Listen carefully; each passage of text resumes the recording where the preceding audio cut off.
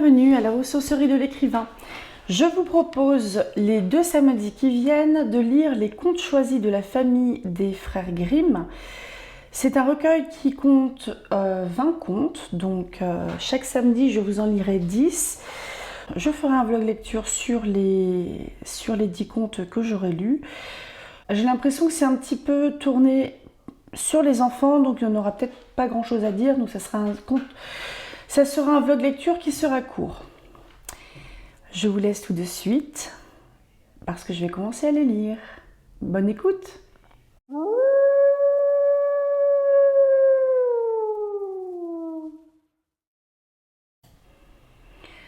Le loup et l'homme. Le renard fit un jour au loup des récits merveilleux de la force de l'homme. Il n'est pas un seul des animaux, dit-il, qui puisse lui résister, et tous ont besoin de recourir à la ruse pour échapper à ses coups. Le loup répondit au renard d'un air fanfaron. « Je voudrais bien qu'un heureux hasard me fît rencontrer un homme. Tous tes beaux discours ne m'empêcheraient pas de l'aborder en face. »« Si tel est ton désir, répliqua le renard, il me sera facile de te fournir l'occasion que tu parais poursuivre. Viens me trouver demain de bon matin, et je te montrerai celui que tu cherches. » Le loup se trouva à l'heure convenue au rendez-vous, et maître renard le conduisit par des détours à lui familiers, jusqu'au chemin qu'un chasseur avait coutume de prendre tous les jours. Le premier individu qui se présenta fut un vieux soldat, congédié depuis longtemps. « Est-ce là un homme ?» demanda le loup. « Non, » répondit le renard. « C'en était un autrefois. » Après le soldat, un petit garçon qui se rendait à l'école apparut sur le chemin. Le loup demanda de nouveau. « Est-ce un homme ?» « Non, mais c'en sera un plus tard. » Enfin arriva le chasseur, son fusil à 2 coups sur le dos et son couteau de chasse au côté. Maître renard s'adressant au loup. « Cette fois, celui que tu vois venir est bien un homme. Voici le moment de l'aborder en face. Quant à moi, tu ne trouveras pas mauvais que j'aille me reposer un peu dans ma tanière. » Ainsi qu'il l'avait dit, le loup marcha droit à la rencontre du chasseur. À sa vue, celui-ci se dit en lui-même: « Quel dommage que je n'ai pas chargé mon fusil à balles !» Il mit en joue et envoya tout son petit plomb dans le visage de Messire Loup, qui fit une grimace affreuse et continua cependant d'avancer sans se laisser intimider. Le chasseur lui adressa une seconde décharge. Le loup supporta sa douleur en silence et s'élança d'un bond sur le chasseur. Mais celui-ci tira du fourreau sa lame acérée et lui emporta dans les flancs de si rudes coups que le pauvre animal, renonçant à sa vengeance, prit la fuite et retourna tout sanglant vers le renard. « Eh bien !» lui cria le rusé compère, du plus loin qu'il l'aperçut. « Comment t'es-tu tiré de ta rencontre avec l'homme ?»« Ne me le demande pas, » répondit le loup tout confus. « Je ne me serais jamais fait une telle idée de la force de l'homme. Il commença par prendre un bâton qu'il portait sur le dos, souffla par un bout et m'envoya au visage une certaine poussière qui m'a chatouillé de la manière la plus désagréable du monde. Puis il souffla une seconde fois dans son bâton, et je crus recevoir dans le nez une pluie de grêlons et d'éclairs. Enfin, lorsque je fus parvenu tout près de lui, il tira de son corps une blanche côte, et m'en asséna des coups si violents que peu s'en est fallu que je ne restasse mort sur la place. « Cela te prouve, » répondit le renard, « que l'on ne gagne pas toujours à faire le fanfaron, et qu'il ne faut jamais promettre plus qu'on ne peut tenir. » Le violon merveilleux. Il était une fois un ménétrier qui avait un violon merveilleux. Ce ménétrier se rendit un jour tout seul dans une forêt, laissant errer sa pensée çà et là, et quand il ne sut plus à quoi songer, il se dit « Le temps commence à me sembler long dans cette forêt. Je veux faire en sorte qu'il m'arrive un bon compagnon. » En conséquence, il prit son violon qu'il portait sur le dos et se mit à jouer un air qui réveilla 1000 échos dans le feuillage. Il n'y avait pas longtemps qu'il jouait, lorsqu'un loup vint en tapinois derrière les arbres. « Ciel, voilà un loup! Ce n'est point là le compagnon que je désire, » pensa le ménétrier. Cependant le loup s'approcha et lui dit « Hé, cher ménétrier, que tu joues bien! Ne pourrais-je pas aussi apprendre ton art ?»« La chose est facile, » répondit le ménétrier. « Il suffit pour cela que tu fasses exactement tout ce que je te dirai. »« Oh, cher ménétrier, » reprit le loup, « je veux t'obéir comme un écolier obéit à son maître. » Le musicien lui enjoignit de le suivre, et lorsqu'ils eurent fait un bout de chemin, ils arrivèrent au pied d'un vieux chêne qui était creux et fendu par le milieu. « Tu vois cet arbre ? dit le ménétrier. « Si tu veux apprendre à jouer du violon, il faut que tu places tes pattes de devant dans cette fente. » Le loup obéit. Mais le musicien ramassa aussitôt une pierre et en frappa avec tant de force les 2 pattes du loup qu'elles s'enfoncèrent dans la fente et que le pauvre animal dut rester prisonnier. « Attends-moi jusqu'à ce que je revienne, » ajouta le ménétrier, et il continua sa route. Il avait à peine marché pendant quelques minutes qu'il se prit à penser de nouveau.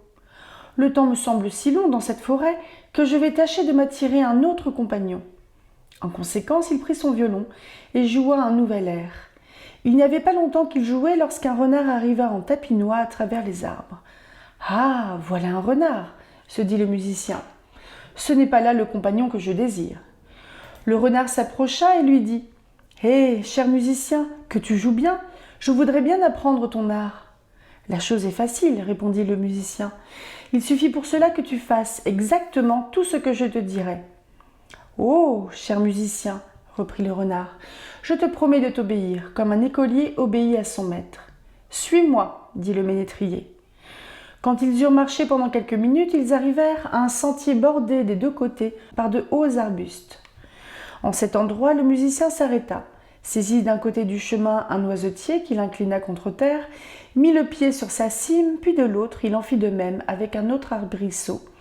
Après quoi, s'adressant au renard, « Maintenant, camarade, s'il est vrai que tu veuilles apprendre quelque chose, avance ta patte gauche. » Le renard obéit, et le musicien lui lia la patte à l'arbre de gauche. « Renard, mon ami, lui dit-il ensuite, avance maintenant ta patte droite. » Le renard ne se le fit pas dire 2 fois, et le ménétrier lui lia cette patte à l'arbre de droite. Cela fait, il lâcha les 2 arbustes qui se redressèrent soudain, emportant avec eux dans l'air le renard qui resta suspendu et se débattit vainement. « Attends-moi jusqu'à ce que je revienne, » dit le musicien, et il continua sa route. Il ne tarda pas à penser pour la 3e fois « Le temps me semble long dans cette forêt, il faut que je tâche de me procurer un autre compagnon. » En conséquence, il prit son violon, et les accords qu'il en tira retentirent à travers le bois. Alors arriva, à bond léger, un levreau. « Ah, voilà un levreau !» se dit le musicien. « Ce n'est pas là le compagnon que je désire. »« Hé, cher musicien, dit le levreau, que tu joues bien, je voudrais bien apprendre ton art. »« La chose est facile, répondit le ménétrier. Il suffit pour cela que tu fasses exactement tout ce que je te dirai. »« Oh, cher musicien, reprit le levreau, je te promets de t'obéir comme un écolier obéit à son maître. » Ils cheminèrent quelque temps ensemble, puis ils arrivèrent à un endroit moins sombre du bois où se trouvait un peuplier. Le musicien attacha au cou du levreau une longue corde qu'il noua au peuplier par l'autre bout. « Maintenant, alerte, ami levreau, fais-moi 20 fois en sautant le tour de l'arbre. » Le levreau obéit, et quand il eut fait 20 fois le tour commandé, la corde était enroulée 20 fois autour de l'arbre, si bien que le levreau se trouva captif. Et il eut beau tirer de toutes ses forces, il ne réussit qu'à se meurtrir le cou avec la corde. « Attends-moi jusqu'à ce que je revienne, » dit le musicien, et il poursuivit sa route. Cependant, à force de tirer, de s'agiter, de mordre la pierre et de travailler en tous sens, le loup avait fini par rendre la liberté à ses pattes en les retirant de la fente. Plein de colère et de rage, il se mit à la poursuite du musicien qu'il se promettait de mettre en pièces. Lorsque le renard l'aperçut, qui arrivait au galop, il se prit à gémir et à crier de toutes ses forces. « Frère loup, viens à mon secours, le musicien m'a trompé. » Le loup inclina les 2 arbustes, rompit les cordes d'un coup de dent et rendit la liberté au renard qui le suivit, impatient aussi de se venger du musicien.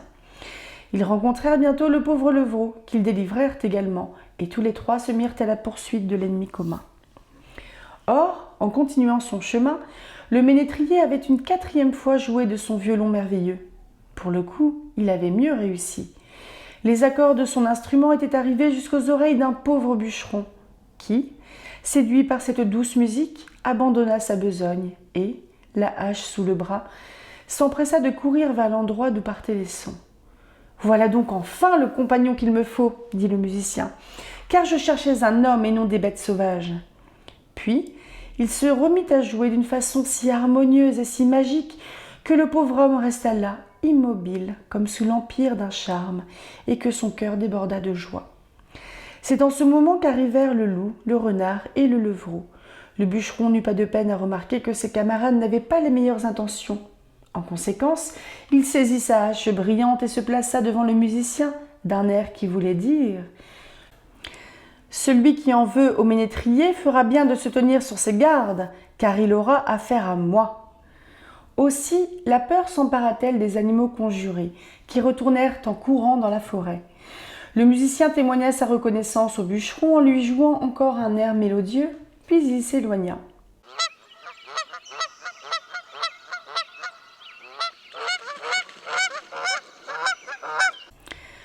Le renard et les oies. Un jour qu'il rôdait selon sa coutume, Maître Renard arriva dans une prairie où une troupe de belles oies bien grasses se prélassaient au soleil. À cette vue, notre chercheur d'aventure poussa un éclat de rire effrayant et s'écria « En vérité, je ne pouvais venir plus à propos. Vous voilà alignés d'une façon si commode que je n'aurais guère besoin de me déranger pour vous croquer l'une après l'autre. » À ces mots, les oies épouvantées poussèrent des cris lamentables et supplièrent le renard de vouloir bien se laisser toucher et de ne point leur ôter la vie. Elles eurent beau dire et beau faire, Maître Renard resta inébranlable. « Il n'y a pas de grâce possible, répondit-il.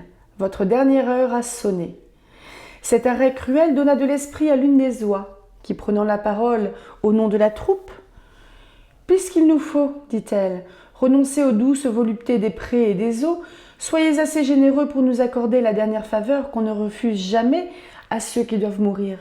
Promettez de ne nous ôter la vie que lorsque nous aurons achevé notre prière. Ce devoir accompli, nous nous mettrons sur une ligne, de façon à ce que vous puissiez dévorer successivement les plus grasses d'entre nous. »« J'y consens, répondit le renard. Votre demande est trop juste pour n'être point accueillie. Commencez donc votre prière, j'attendrai qu'elle soit finie. » Aussitôt, une des oies entonna une interminable prière, un peu monotone à la vérité, car elle ne cessait de dire « Cac, cac, cac ». Et, comme dans son zèle, la pauvre bête ne s'interrompait jamais, la seconde oie entonna le même refrain, puis la troisième, puis la quatrième, puis enfin toute la troupe, de sorte qu'il y eut bientôt tout un concert de « Cac, cac, cac ». Et Maître Renard, qui avait donné sa parole, dut attendre qu'elles eussent fini leur caquetage. Nous devons faire comme lui pour connaître la suite de ce conte. Par malheur, les oies caquettent encore toujours, d'où je conclus qu'elles ne sont pas aussi bêtes qu'on veut bien le dire. Le renard et le chat. Un jour, le chat rencontra Messire le renard au fond d'un bois. Et comme il le connaissait pour un personnage adroit, expérimenté et fort en crédit dans le monde, il l'aborda avec une grande politesse. « Bonjour, monsieur le renard, lui dit-il. Comment vous portez-vous? Êtes-vous content de vos affaires? Comment faites-vous dans ces temps de disette ?» Le renard, tout gonflé d'orgueil, toisa de la tête aux pieds le pauvre chat, et il sembla se demander pendant quelques instants s'il daignerait l'honorer d'une réponse. Il s'y décida pourtant, à la fin. « Pauvre hère que tu es, répliqua-t-il d'un ton de mépris, misérable meurt de faim, infime et ridicule chasseur de souris, d'où te vient aujourd'hui tant d'audace? Tu oses te faire l'honneur de me demander comment je me porte?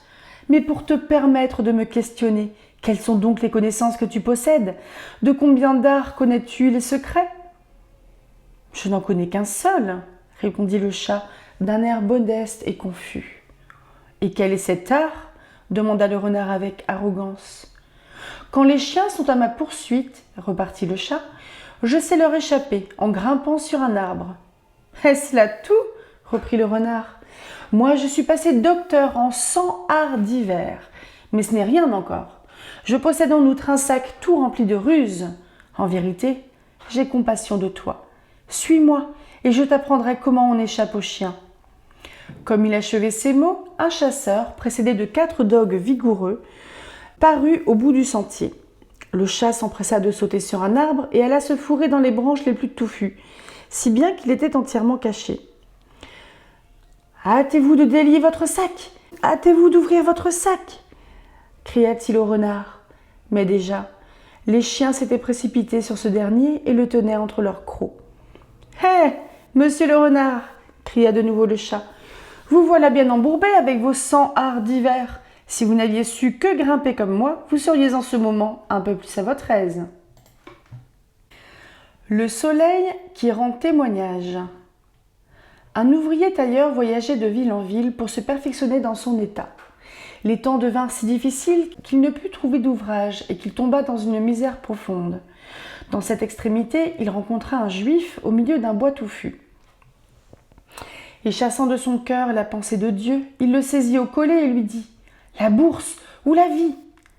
Le juif répondit « De grâce, laissez-moi la vie. Je ne suis d'ailleurs qu'un pauvre juif et je n'ai que 2 sous pour toute fortune. » Le tailleur crut que le juif lui en imposait, et il reprit « Tu mens. Je suis sûr que ta bourse est bien garnie. » En achevant ces mots, il fondit sur le pauvre juif et lui asséna des coups si violents que le malheureux tomba, expirant contre terre. Sur le point de rendre le dernier soupir, le juif recueillit le peu qui lui restait de force pour prononcer ces paroles. « Le soleil qui a vu ton crime saura bien en rendre témoignage. » Et le pauvre juif avait cessé d'exister. Aussitôt, l'ouvrier tailleur se mit à fouiller dans les poches de sa victime. Mais il eut beau les retourner en tous sens, il n'y trouva que les 2 sous annoncés par le juif. Alors il souleva le corps et alla le cacher derrière un buisson. Après quoi, il poursuivit sa route, à la recherche d'une place. Quand il eut voyagé longtemps de la sorte, il finit par trouver à s'employer dans une ville, chez un maître tailleur qui avait une très belle fille. Le jeune apprenti ne tarda pas à en devenir épris, la demanda en mariage et l'épousa, et ils vécurent heureux. Longtemps après, son beau-père et sa belle-mère moururent, et le jeune couple hérita de leur maison. Un matin, tandis que notre tailleur était assis, les 2 jambes croisées sur la table, et regardait par la fenêtre, sa femme lui apporta son café. Il en versa une partie dans sa soucoupe, et comme il se disposait à boire, un rayon de soleil vint se jouer à la surface de la liqueur, puis remonta vers les bords en traçant des dessins fantastiques. Le tailleur, à qui sa conscience rappelait sans cesse les dernières paroles du juif, marmotta entre ses dents. « Voilà un rayon qui voudrait bien rendre témoignage, mais il lui manque la voix. »« Que murmures-tu là dans ta barbe ?» lui demanda avec étonnement sa femme. Le tailleur, fort embarrassé par cette question, répondit « Ne le demande pas, c'est un secret. » Mais la femme reprit « Entre nous, il ne doit pas y avoir de place pour un secret. Tu me confieras celui-ci, ou je croirai que tu ne m'aimes pas. » Et la femme accompagna cette réponse insidieuse des plus belles promesses de discrétion. Elle ensevelirait ce secret dans son sein. Elle ne lui en parlerait même jamais plus. Bref, elle fit si bien que le tailleur lui avoua que jadis, dans ses années de compagnonnage, un jour, égaré par la misère et la faim, il avait fait tomber sous ses coups pour le dévaliser un malheureux juif. Et qu'au moment de rendre le dernier soupir, ce juif lui avait dit « Le soleil qui a vu ton crime saura bien en rendre témoignage. » Et c'est à quoi je faisais allusion tout à l'heure, poursuivit le tailleur, en voyant le soleil s'évertuer à faire des ronds dans ma tasse. Mais je t'en supplie, veille bien sur ta langue, songe qu'un seul mot pourrait me perdre. La femme jura ses grands dieux qu'elle se montrerait digne de recevoir un secret. Or, son mari s'était à peine remis au travail qu'elle courut en toute hâte chez sa marraine, à qui elle raconta ce qu'elle venait d'apprendre en lui recommandant bien de n'en souffler mot à qui que ce soit. Le lendemain, ce secret était celui de la ville entière, si bien que le tailleur fut cité à comparaître devant le juge, qui le condamna à la peine qu'il méritait. Et c'est ainsi que le soleil, qui voit tous les crimes, finit toujours par en rendre témoignage. Le docteur universel. Il y avait une fois un paysan nommé Écrevisse. Ayant porté une charge de bois chez un docteur, il remarqua les mets choisis et les vins fins dont se régalait celui-ci, et demanda, en ouvrant de grands yeux, s'il ne pourrait pas aussi devenir docteur. « Oui, certes, répondit le savant. Il suffit pour cela de 3 choses. 1. Procure-toi un abécédaire, c'est le principal. 2. Vends ta voiture et tes bœufs pour acheter une robe et tout ce qui concerne le costume d'un docteur. 3. Mets à ta porte une enseigne avec ces mots. Je suis le docteur universel. Le paysan exécuta ses instructions à la lettre. À peine exerçait-il son nouvel état qu'une somme d'argent fut volée à un riche seigneur du pays. Ce seigneur fait mettre les chevaux à sa voiture et vient demander à notre homme s'il est bien le docteur universel. C'est moi-même, monseigneur. En ce cas, venez avec moi pour m'aider à retrouver mon argent. Volontiers, dit le docteur. Mais Marguerite, ma femme, m'accompagnera. Le seigneur y consentit et les emmena tous deux dans sa voiture. Lorsqu'on arriva au château, la table était servie. Le docteur fut invité à y prendre place. Volontiers, répondit-il encore. Mais Marguerite, ma femme, y prendra place avec moi. Et les voilà tous deux attablés. Au moment où le premier domestique entrait, portant un plat de viande, le paysan poussa sa femme du coude et lui dit « Marguerite, celui-ci est le premier. » Il voulait dire le premier plat. Mais le domestique comprit le premier voleur. Et comme il l'était, en effet, il prévint en tremblant ses camarades. « Le docteur sait tout. Notre affaire n'est pas bonne. Il a dit que j'étais le premier. » Le second domestique ne se décida pas sans peine à entrer à son tour. À peine eut-il franchi la porte avec son plat que le paysan, poussant de nouveau sa femme. « Marguerite, voici le second. » Le troisième eut la même alerte, et nos coquins ne savaient plus que devenir. Le quatrième s'avance néanmoins, portant un plat couvert, c'était des écrevisses. Le maître de la maison dit au docteur « Voilà une occasion de montrer votre science. Devinez ce qu'il y a là-dedans. » Le paysan examine le plat et, désespérant de se tirer d'affaire, « Hélas, soupire-t-il, pauvre écrevisse. » On se rappelle que c'était son premier nom. À ces mots, le seigneur s'écrie « Voyez-vous, il a deviné. Alors il devinera qui a mon argent. » Aussitôt, le domestique éperdu fait signe au docteur de sortir avec lui. Les quatre fripons lui avouent qu'ils ont dérobé l'argent, mais qu'ils sont prêts à le rendre et à lui donner une forte somme s'il jure de ne les point trahir. Puis ils le conduisent à l'endroit où est caché le trésor. Le docteur, satisfait, rentre et dit « Seigneur, je vais maintenant consulter mon livre, afin d'apprendre où est votre argent. » Cependant, un cinquième domestique s'était glissé dans la cheminée pour voir jusqu'où irait la science du devin.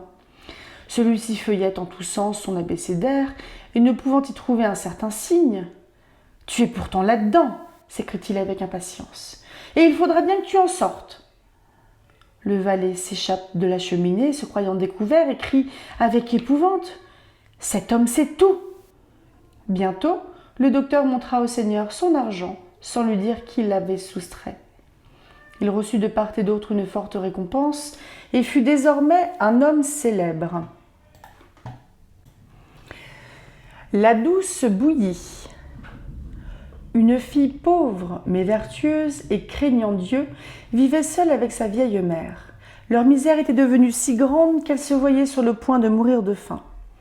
Dans cette extrémité, la pauvre fille, toujours confiante en Dieu, sortit de leur misérable cabane et pénétra dans le bois voisin. Elle ne tarda pas à rencontrer une vieille femme qui, devinant, c'était une fée, la détresse de la jeune fille, lui donna un petit pot, bien précieux, vraiment. « Tu n'auras qu'à prononcer ces 3 mots, dit la vieille. Petit pot, cuit. Il se mettra aussitôt à te faire une douce et excellente bouillie de millet. Et quand tu auras dit petit pot, arrête-toi, il s'arrêtera sur le champ. » La jeune fille s'empressa d'apporter à sa mère ce pot merveilleux. À partir de ce moment, l'indigence et la faim quittèrent leur humble cabane, et elles purent se régaler de bouillie tout à leur aise. Il arriva qu'un jour, la jeune fille dut aller faire une course hors du village. Pendant son absence, la mère eut faim et se hâta de dire « Petit pot, cuit !» Petit pot ne se le fit pas répéter, et la vieille eut bientôt mangé tout son sou. Alors la bonne femme voulut arrêter le zèle producteur du petit pot.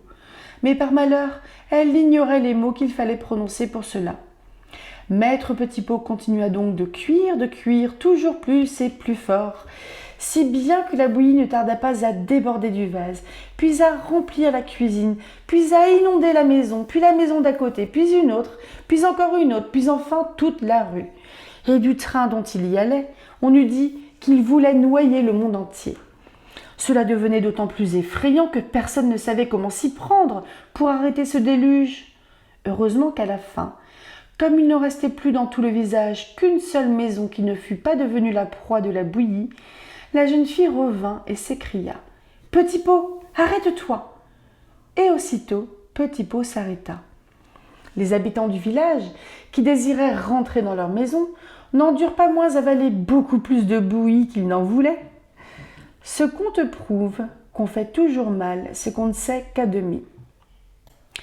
Le loup et le renard. Certains loups s'étaient fait le compagnon de certains renards, et les moindres désirs de sa seigneurie le loup devenaient des ordres pour son très humble serviteur le renard, car celui-ci était le plus faible. Aussi désirait-il de tout son cœur pouvoir se débarrasser d'un camarade aussi gênant. Tout en rôdant de compagnie, ils arrivèrent un jour dans une forêt profonde. « Ami à barbe rouge, lui dit le loup, mets-toi en quête de me procurer un bon morceau, sinon je te croque. » Maître Renard s'empressa de répondre. « Seigneur loup, je sais à peu de distance d'ici une étable où se trouvent 2 agneaux friands.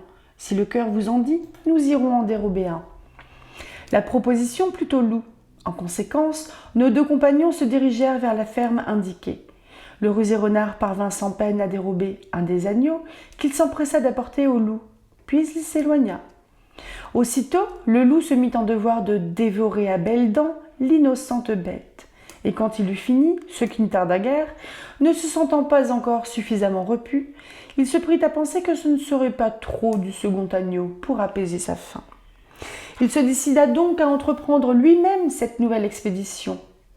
Or, comme sa seigneurie était un peu lourde, elle renversa un balai en entrant dans l'étable, si bien que la mère du pauvre agneau poussa aussitôt des bêlements si déchirants que le fermier et ses garçons accoururent en toute hâte. Maître Loup passa alors un mauvais quart d'heure. Il sentit pleuvoir sur son dos une grêle de coups si durs qu'il eut toutes les peines du monde à se sauver en boitant et en hurlant de la manière la plus lamentable. Arrivé près du renard, « Tu m'as conduit dans un beau guêpier, lui dit-il. J'avais voulu m'emparer du 2e agneau, mais est-ce que ces paysans mal appris ne se sont pas avisés de fondre sur moi à grands coups de bâton, ce qui m'a réduit au fâcheux état où tu me vois ? » « Pourquoi aussi êtes-vous si insatiable ? Répondit le renard.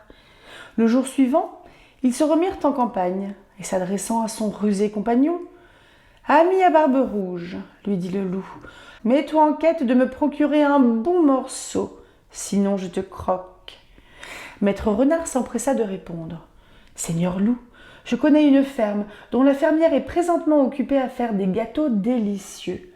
Si vous voulez, nous irons en dérober quelques-uns. » « Marche en avant, » répliqua le loup. Ils se dirigèrent donc vers la ferme en question, et quand ils y furent arrivés, le renard poussa des reconnaissances autour de la place qu'il s'agissait d'enlever. Il fusela si bien qu'il finit par découvrir l'endroit où la ménagère cachait ses gâteaux, en déroba une demi-douzaine et courut les porter au loup. « Voilà de quoi régaler votre seigneurie, dit-il. Puis il s'éloigna. Le loup ne fit qu'une bouchée des 6 gâteaux, qui, loin de le rassasier, aiguillonnèrent encore son appétit.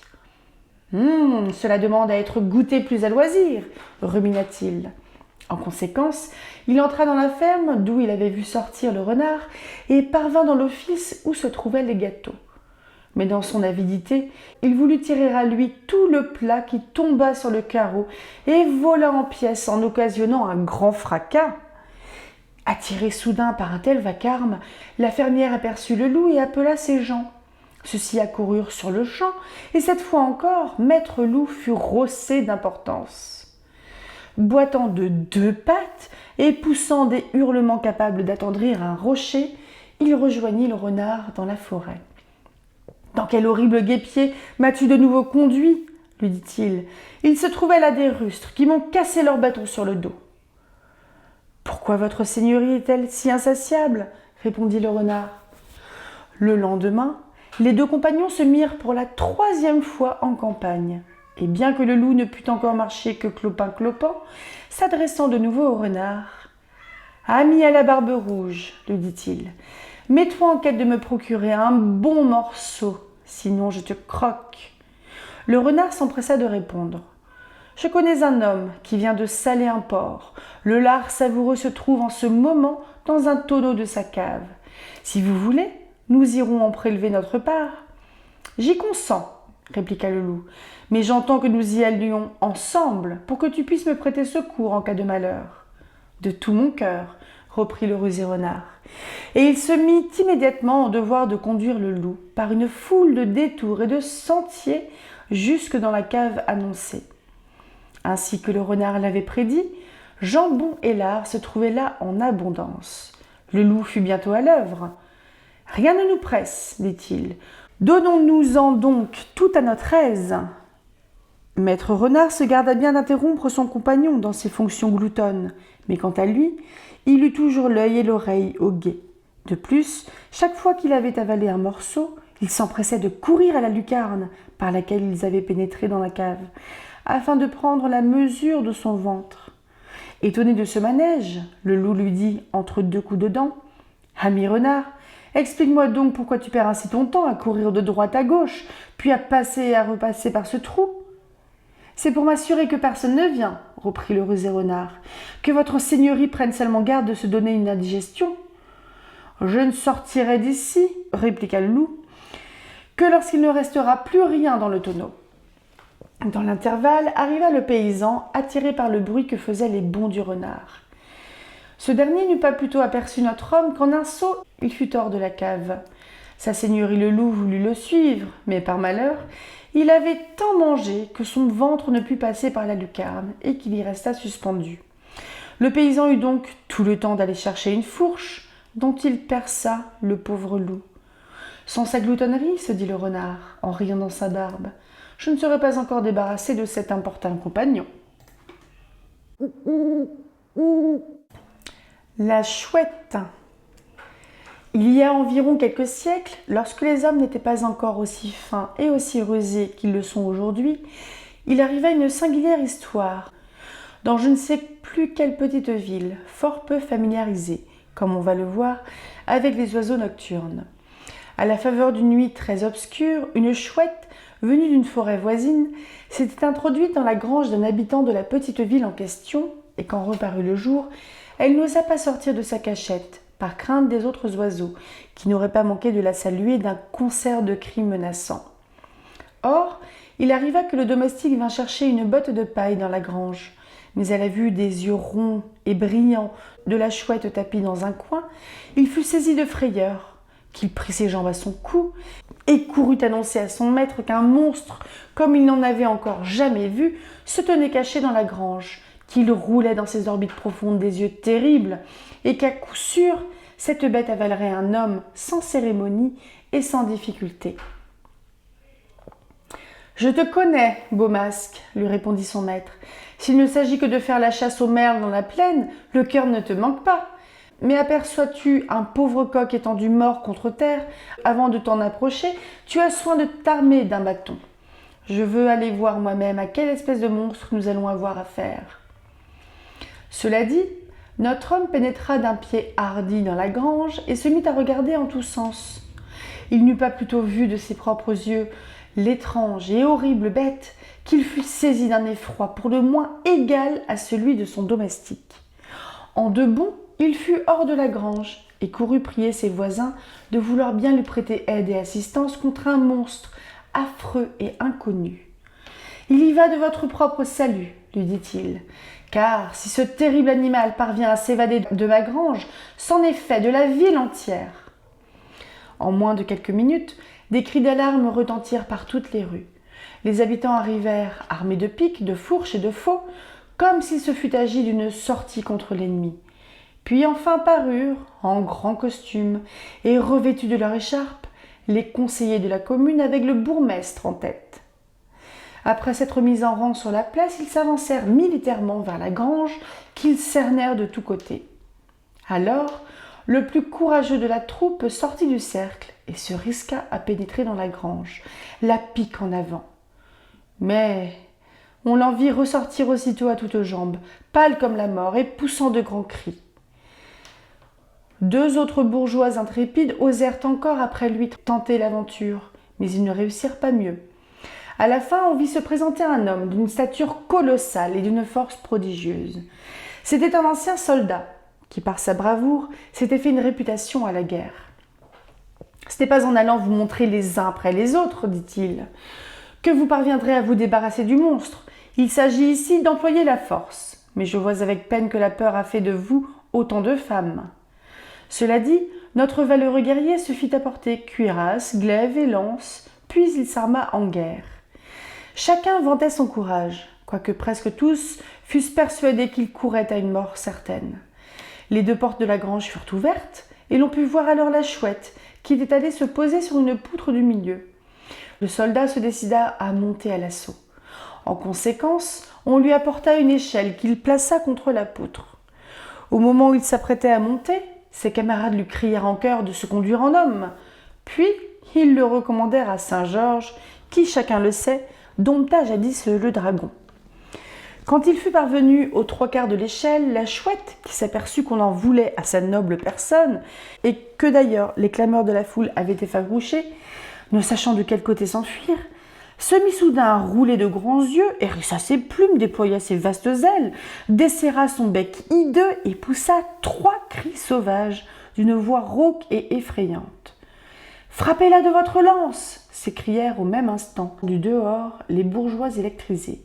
« Je voudrais bien vous voir à ma place !» répondit le belliqueux aventurier. « Je gage qu'alors vous ne seriez pas si brave. » Toutefois, il monta encore d'1 degré sur l'échelle. Après quoi, la peur s'empara de lui, si bien qu'il lui resta tout au plus assez de force pour redescendre jusqu'au bas. Dès lors, il ne se trouva plus personne pour affronter le danger. Au moyen de sa seule haleine, et par la fascination de son regard, disaient-ils tous, cet horrible monstre a pénétré de son venin et blessé à mort le plus robuste d'entre nous. À quoi nous servirait donc de nous exposer à une mort certaine ? D'accord sur ce point, ils tinrent conseil à l'effet de savoir ce qu'il y avait à faire pour préserver la ville d'une ruine imminente. Pendant longtemps, tous les moyens avaient été jugés insuffisants, lorsqu'enfin, par bonheur, le bourgmestre eut une idée. « Mon avis est, dit ce respectable citoyen, que nous dédommagions, au nom de la commune, le propriétaire de cette grange, que nous lui payions la valeur de tous les sacs d'orge et de blé qu'elle renferme, puis que nous y mettions le feu aux 4 coins, ce qui ne coûtera la vie à personne. Ce n'est pas dans une circonstance aussi périlleuse qu'il faut se montrer avare des deniers publics. Et d'ailleurs, il s'agit ici du salut commun. » L'avis du bourgmestre fut adopté à l'unanimité. En conséquence, le feu fut mis aux 4 coins de la grange, qui bientôt fut entièrement consumée, tandis que la chouette s'envolait par le toit. Si vous doutez de la vérité de ce récit, allez sur les lieux, vous en informez vous-même. Les 3 frères. Un vieillard avait 3 fils, mais comme il ne possédait pour tout bien qu'une maison, et que cette maison lui avait été léguée par son père, il ne pouvait se résoudre à la vendre pour en partager le produit entre ses enfants. Dans cette incertitude, il lui vint une bonne idée. « Risquez-vous par le monde, leur dit-il un jour. Allez apprendre chacun un métier qui vous fasse vivre, et votre apprentissage terminé, hâtez-vous de revenir. Celui qui me donnera alors la preuve la plus convaincante de son savoir-faire héritera de ma maison. » En conséquence, le départ des 3 fils fut arrêté. Ils décidèrent qu'ils deviendraient l'un maréchal ferrant, l'autre barbier et le 3e maître d'armes. Ils fixèrent ensuite un jour et une heure où ils se retrouveraient dans la suite, pour revenir ensemble sous le toit paternel. Ces conventions arrêtées, ils partirent. Or, il arriva que les 3 frères eurent le bonheur de rencontrer chacun un maître consommé dans le métier qu'ils voulaient apprendre. C'est ainsi que notre maréchal ferrant ne tarda pas à être chargé de ferrer les chevaux du roi. Aussi pensa-t-il dans sa barbe « Mes frères seront bien habiles s'ils me disputent la maison. » De son côté, le jeune barbier eut bientôt pour pratique les plus grands seigneurs de la cour, si bien qu'il se flattait aussi d'hériter de la maison à la barbe de ses frères. Quant au maître d'armes, avant de connaître tous les secrets de son art, il dut recevoir plus d'un bon coup d'estoc et de taille. Mais la récompense promise soutenait son courage, en même temps qu'il exerçait son œil et sa main. Quand l'époque fixée pour le retour fut arrivée, les 3 frères se réunirent à l'endroit convenu, puis ils regagnèrent ensemble la maison de leur père. Le soir même de leur retour, tandis qu'ils étaient assis tous 4 devant la porte, ils aperçurent un lièvre qui accourait à travers champs de leur côté. Bravo, dit le barbier. Voici une pratique qui vient fort à propos pour me fournir l'occasion de montrer mon savoir-faire. En prononçant ces mots, notre homme prenait savon et bassin et préparait sa blanche mousse. Quand le lièvre fut parvenu à proximité, il courut à sa poursuite, le rejoignit, et tout en galopant de concert avec le léger animal, il lui barbouilla le nez de savon, puis d'un seul coup de rasoir, il lui enleva la moustache, sans lui faire la plus petite coupure et sans oublier le plus petit poil. « Voilà qui est travaillé, dit le père.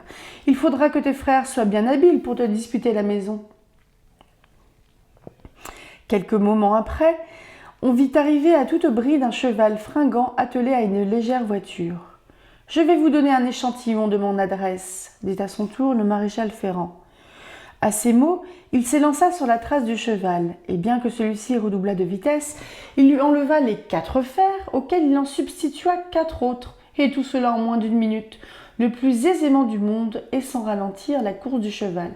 « Tu es un artiste accompli, » s'écria le père. « Tu es aussi sûr de ton affaire que ton frère l'est de la sienne, et je ne saurais en vérité décider lequel de vous deux mérite le plus la maison. » « Attendez que j'ai aussi fait mes preuves, » dit alors le 3e fils. La pluie commençait à tomber en ce moment. Notre homme tira son épée et se mit à en décrire des cercles si rapides au-dessus de sa tête que pas une seule goutte d'eau ne tomba sur lui. La pluie redoublant de force, ce fut bientôt comme si on la versait à seaux des hauteurs du ciel.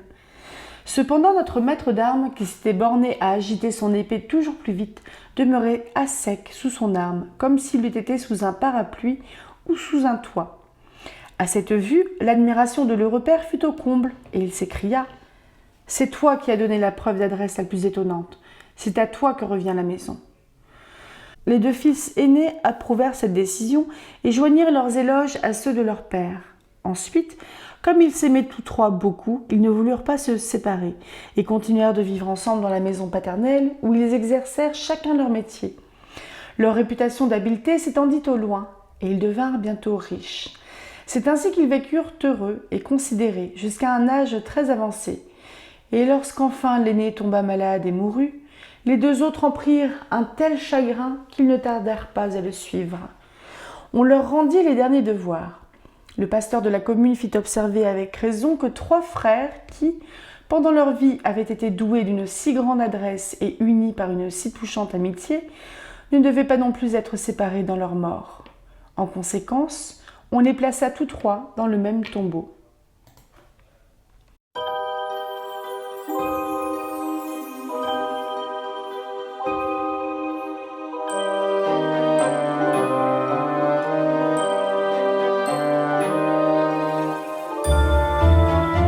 Bonjour et bienvenue dans le premier vlog lecture sur Contes choisis de la famille des frères Grimm. Alors, pour ceux qui ont lu ceux qui ont écouté les contes choisis des frères Grimm, l'ouvrage précédent que j'ai lu à voix haute et qui est disponible sur la chaîne, il me semble que les 3 frères, c'est exactement la même version que j'ai lue. J'ai préféré continuer à la lire parce que évidemment, vous n'êtes pas obligé de tout écouter de ce que je vous propose parce qu'il y en a quand même pas mal. Et donc je l'ai mis là parce que comme ça c'est fait. Hein, comme ça vous ne le loupez pas parce qu'il est quand même assez sympa comme conte. Donc je vais essayer de m'arrêter très rapido sur les 10 contes. Donc comme vous avez pu le constater, il y en a qui sont vraiment très courts. Le tout premier, Le loup et l'homme, c'est le loup qui est avec le compère renard qui ne connaît pas l'homme et qui croise un vieux soldat, puis un enfant, puis un chasseur qui n'a pas l'air d'avoir armé son fusil de plomb suffisamment costaud pour le tuer. Mais donc il y a bien une morale là-dedans, c'est que le loup est un fanfaron et en gros il ne faut jamais promettre plus qu'on ne peut tenir. Je trouvais ça plutôt pas mal. J'ai l'impression que dans les contes de Grimm, le loup est souvent bête et le renard est souvent rusé. Le violon merveilleux. Donc là, on a encore, on a 3 animaux qui sont faits par le violonneux, donc qui sont un loup, un renard et un levreau. donc un bébé lièvre. Le ménétrier finit par trouver un compagnon tel qu'il le souhaitait, à savoir un homme, un bûcheron qui empêche les trois animaux de se venger du ménétrier, qui était quand même pas très sympa. Certes, il rencontre d'abord un loup, bon, un renard, je pense qu'ils sont trop dans la fuite pour... Enfin là, je suis un peu dans le réalisme. Les renards sont trop dans la fuite par rapport au loup. Et encore, hein. Pour être un danger, je pense, pour un homme. Mais bon, un levreau, clairement, bonjour la... À part pour Bohort de Kaamelott, je vois pas quel danger peut proposer un levreau. Mais en tout cas, le bûcheron, non, le ménétrier s'est trouvé un copain grâce à son violon. C'était pas merveilleux. Le renard et les oies, donc c'est le renard qui a envie de manger plein d'oies, et apparemment c'est de là que sont arrivés les caquettements des oies, qui caquettent tout le temps pour éviter de se faire bouffer par le renard, qui respectent leur volonté, leur dernière volonté avant de mourir, de dire des prières. C'est mignon. C'est pas transcendant non plus. Le renard et le chat, je l'ai trouvé assez intéressant, justement, parce que là, on a un chat qui est encore plus rusé qu'un animal qui est rusé. Et un renard qui est peut-être un peu orgueilleux, qui dit qu'il a 100 tours dans son sac, mais le chat n'en a qu'un, c'est-à-dire de monter dans un arbre, et ça lui sauve la peau, contrairement au renard. C'était sympa. J'ai bien aimé le soleil qui rend témoignage. C'est donc c'est l'ouvrier tailleur qui devient ensuite maître tailleur qui a tué un juif pour le détrousser. Et le juif là, en quelque sorte maudit, moi je le comprends comme ça. Ce qui fait que le soleil qui a vu ce qui se passait témoigne en fait de ce qu'il a vu et du péché du tailleur, donc de l'assassinat du juif.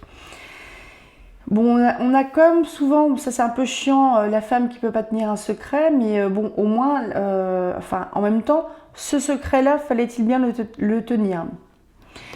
Et bah du coup, moi, je trouve ça bien quelque part que, au final, on avait un meurtrier qui était quand même travaillé par ce meurtre-là.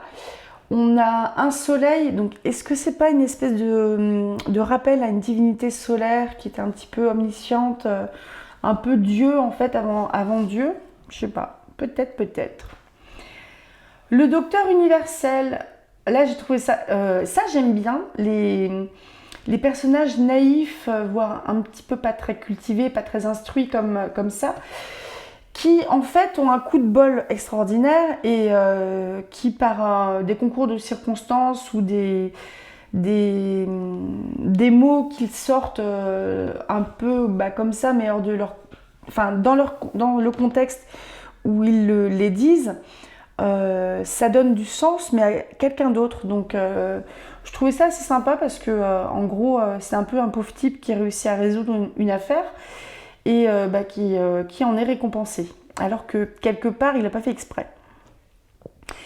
La douce bouillie, j'ai trouvé assez marrante celle-là, avec le petit pot là qui cuit la bouillie de millet et qui continue à produire.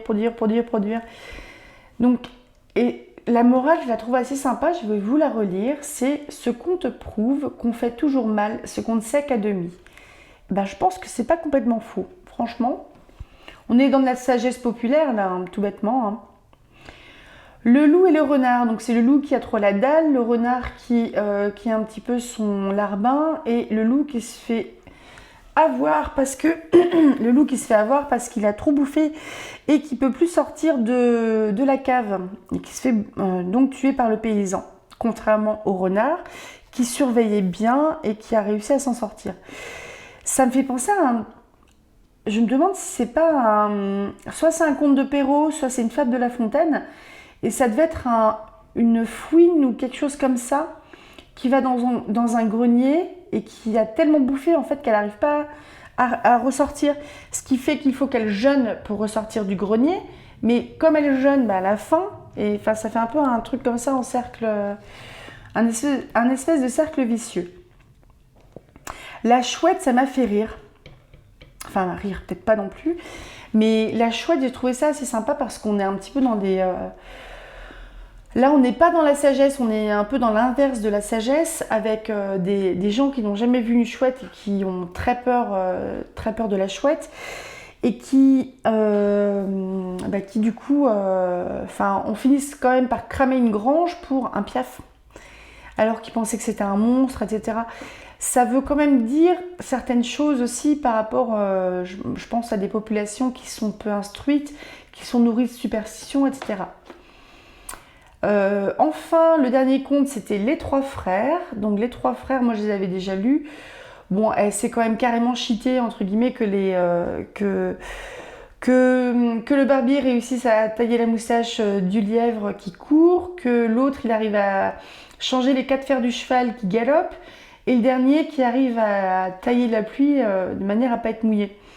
Après, je trouve ça assez mignon que le père qui met en concurrence ses trois fils, en fait, cette concurrence-là, au final, quand l'un des...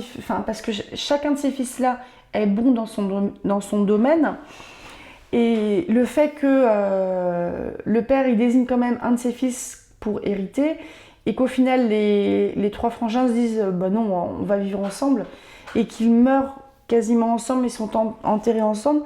J'ai trouvé ça mignon, en fait, parce que là, s'il y a une morale, c'est peut-être justement qu'au niveau d'une fratrie, faut peut-être aussi se serrer les coudes par rapport à peut-être des modèles parentaux qui sont ou des instructions parentales qui sont un peu glissantes, on va dire. J'ai trouvé ça sympa. Pardon, j'ai bougé le truc. Ça fait qu'avec la lecture de ces 10 contes, on arrive à la page 23 sur 34. Donc autant dire que ça va être... Ah, ils sont ultra courts après. Ils sont vraiment courts. Ils font une page et demie après. Et ben le prochain, ça sera court, hein, c'est pas grave. Hein,